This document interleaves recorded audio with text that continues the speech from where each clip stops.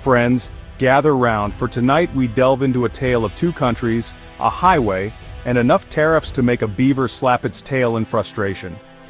This story is not just about economics and politics, it's about how a single road can become the epicenter of international tension. Remember that time a certain someone, let's call him he who must not be named but whose hair resembles a certain rodent, slapped tariffs on Canadian goods? It was a move that sent shock waves through the economies of both nations, and it all started with a simple signature on a piece of paper. Yeah, good times. That little trade spat had some unexpected fallout, most notably on a little thing called the Alaska Highway. This highway, often overlooked, suddenly found itself in the spotlight, becoming a symbol of the strained relations between the U.S. and Canada. See, the Alaska Highway, built during World War II, isn't just a scenic route for moose spotting. It was a monumental engineering feat constructed under harsh conditions to ensure a supply route to Alaska. Over the years, it has evolved into a crucial link for trade and travel. It's a vital artery for Alaska, connecting the state to the lower 48 through Canada. This highway is more than just a road, it's a lifeline for the people and businesses that rely on it for their daily needs and economic activities. However, after the tariffs hit, things got a bit frosty between the U.S. and Canada, and the highway found itself smack dab in the middle of this international game of chicken. The once smooth flow of goods and services was disrupted, leading to delays and increased costs. This wasn't just about hurt feelings and passive-aggressive poutine orders. The tariffs had a ripple effect, causing frustration and uncertainty among those who depended on the highway for their livelihood. These tariffs had real-world consequences, impacting businesses and communities on both sides of the border. Small businesses struggled to cope with the increased costs, and communities that once thrived on cross-border trade found themselves in a precarious situation. It was like watching your neighbors fight, except instead of passive-aggressive lawn ornaments, they were using the global economy as projectiles. The economic graphs showed a clear decline in trade, and the symbolic broken piggy bank represented the financial strain felt by many. So buckle up, because tonight, we're diving headfirst into the Alaska Highway dispute, exploring the historical baggage, the economic fallout, and, of course, the truly bizarre political posturing. We'll look at how this highway, once a symbol of cooperation, became a battleground for economic policies. Spoiler alert, it involves more than just maple syrup and bald eagles.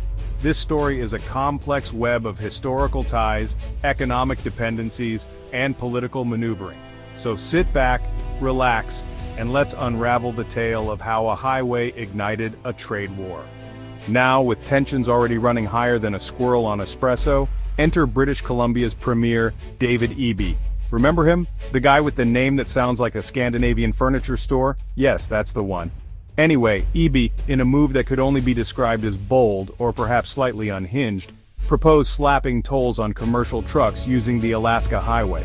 This highway, a lifeline for many, suddenly became a focal point of controversy. On the surface, this might seem like a perfectly reasonable way to generate revenue. After all, highways don't maintain themselves, and the Alaska Highway is no exception. Maintaining a highway ain't cheap, especially one that stretches through hundreds of miles of rugged Canadian wilderness. The costs are astronomical, and someone has to foot the bill. But, and this is a big but, the timing reeked of something a bit more strategic. It was as if Eby had a hidden agenda, a chess move in a game only he understood. Let's not forget the historical context here. The Alaska Highway, built in a frenzy during World War II, has always been a symbol of cooperation between the U.S. and Canada. It was a testament to what could be achieved when two nations worked together. To suddenly start charging tolls on it felt like a betrayal, like finding out your favorite aunt is secretly a tax evader.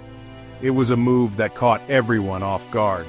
Needless to say, this proposal didn't exactly go down well in the States.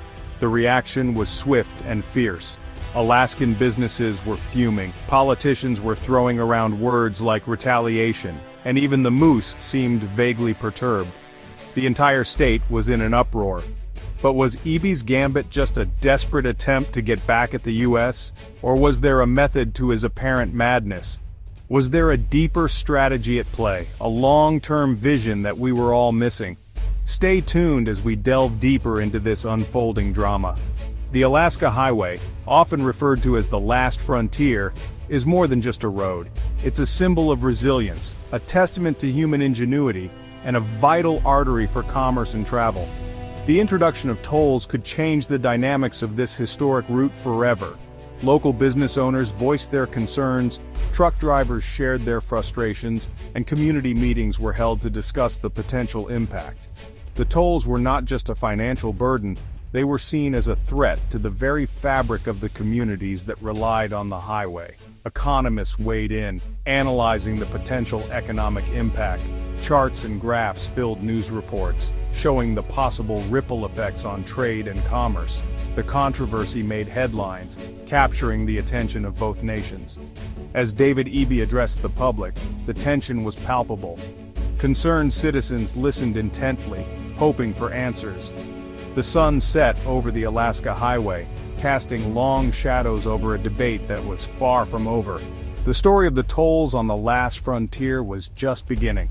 Here's the thing about Alaska, folks, it's bloody difficult to get to. The vast, rugged terrain and remote locations make it a logistical nightmare. Sure, you've got your planes and your boats, but for everyday goods and services, Alaskans rely heavily on that ribbon of asphalt snaking through Canada. This highway is more than just a road, it's a crucial artery that keeps the state connected to the rest of the continent. We're talking everything from groceries to construction materials, all making their way north on the back of 18-wheelers. These trucks are the unsung heroes, braving long distances and harsh weather to ensure that Alaskans have what they need. So, when Eby started talking tolls, alarm bells went off in Alaska louder than a grizzly bear with a toothache. The mere mention of tolls sent shivers down the spines of residents and business owners alike. See, those tolls wouldn't just be an inconvenience, they'd be a direct hit to the state's economy. The impact would ripple through every sector, from retail to construction, affecting everyone from small business owners to large corporations. We're talking higher prices for consumers, reduced profits for businesses, and potentially job losses. The cost of living, already high in Alaska, would skyrocket, making it even harder for families to make ends meet. Imagine, if you will, a supermarket in Anchorage. Its shelves half empty because the delivery trucks are stuck at the border, arguing with a moose wearing a customs uniform. The frustration and inconvenience would be palpable. Okay, maybe not that last part, but you get the idea. The point is, any disruption to the flow of goods would have serious consequences. The Alaska Highway isn't just a road, it's a lifeline.